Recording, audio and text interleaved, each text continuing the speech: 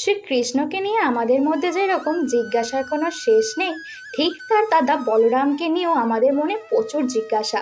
যেমন বলরামের কতজন স্ত্রী ছিল, বলরাম বিয়ে কাকে করেছিলেন, আদৌ তিনি বিয়ে করেছিলেন কিনা, বা বলরামকে সবসময় লাঙল হাতে কেন দেখা যেত, বলরামের অপর নাম কি, ইত্যাদি ইত্যাদি।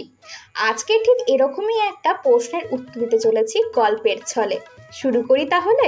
একবার দ্বারকায় নারদজি এসে কৃষ্ণ ও বলরামকে খবর দিলেন যে ব্রহ্মাজির আশীর্বাদে রাজা কাকুদ্দমির কন্যা রেবতীর সাথে বলরামের বিবাহ ঠিক হয়েছে। শুনে তো কৃষ্ণ ভীষণ খুশি। রেবতীর পিতা রাজা কাকুদ্দমি রেবতীকে নিয়ে দ্বারকায় পৌঁছালেন। বলরাম ও রেবতীর বিয়ে হলো। দেবতারা খুশি হয়ে তাদের প্রশংসা করলেন। দ্বারকায় একটি উৎসবও পালন করা হয়েছিল সেই সময়।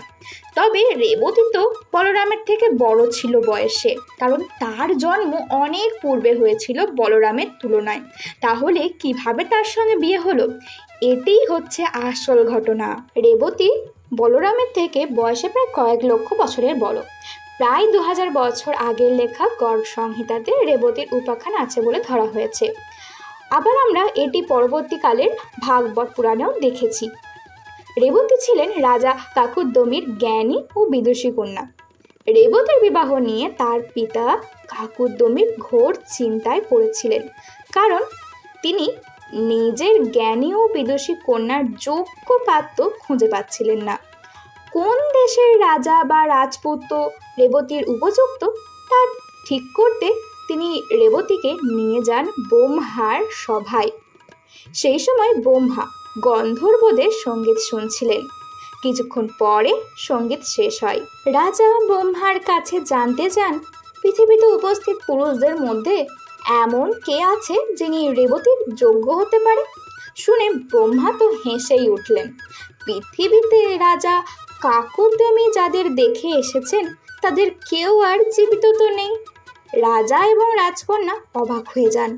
ব্রহ্মা বলেন যে কিছুক্ষণ তারা গন্ধর্বদের সঙ্গীত শুনছিলেন, সেটা পৃথিবীর হিসেবে কয়েক যুগ পেরিয়ে গেছে, কারণ বিশ্বের সর্বত্র সময়ের গতি সমান হয় না। ব্রহ্মা জানান যে সময় রাজা ও রেবতী পৃথিবীতে ফিরবেন সেই সময় পৃথিবীতে বলরাম বলে একজন থাকবেন। তিনিই হবেন রেবতীর উপযুক্ত স্বামী। সংক্ষেপে এই হলো রেবতীর উপাখ্যান। আসলে ব্রহ্মা জানান যে দাপরে ভগবান বিষ্ণুর সাথে শেষ নাগের অবতার বলরাম রূপ ধারণ করেছেন। তিনি কাকুদ্দমি কন্যা রেবতীর জন্য উপযুক্ত হবেন। মহারাজ রেবতীর পুত্র মহারাজ কাকুদ্দমি একবার একটি যজ্ঞ করে এই গুণবতী সুলক্ষণা কন্যা সন্তান লাভ করেছিলেন। রাজা জানতে পারেন যে পৃথিবীর সময় ব্রহ্মলোকের থেকে দ্রুত গতি সম্পন্ন। তাই তখন সত্যযুগ এবং ত্রেতা যুগ সমাপ্ত হয়ে দ্বাপর যুগের সূচনা ঘটে গিয়েছে। রাজা ব্রহ্মার কাছ থেকে বিদায় নিয়ে দ্বারকায় উপস্থিত হন এবং বলরামের সহিত রেবতীর বিবাহ দেন। রাধে রাধে।